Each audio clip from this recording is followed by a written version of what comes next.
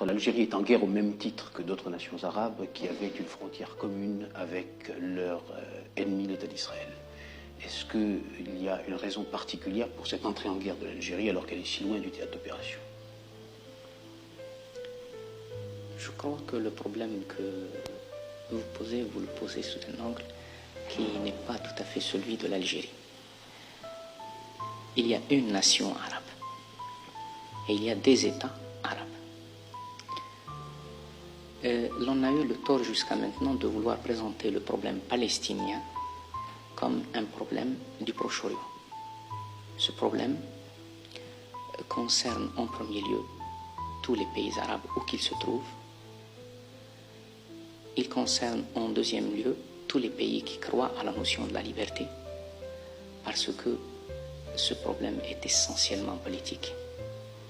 Il n'a ni un aspect racial, ni un aspect religieux.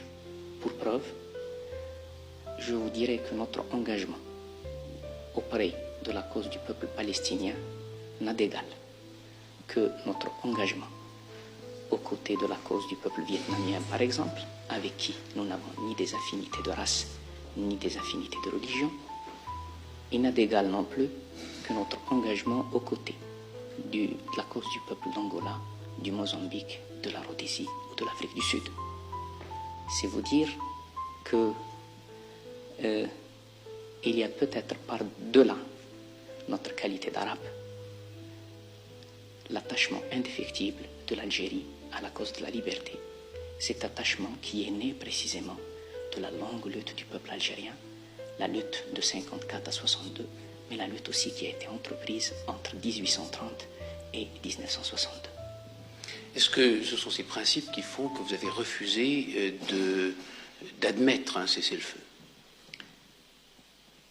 Il est prouvé maintenant que l'agression est une agression israélo-américano-anglaise. Il est prouvé maintenant que tous les pays qui croient encore en la liberté, et je le répète parce que je me plais à souligner la position remarquable du gouvernement français. Donc tous ces pays ont refusé d'entériner la situation qui est née du fait accompli.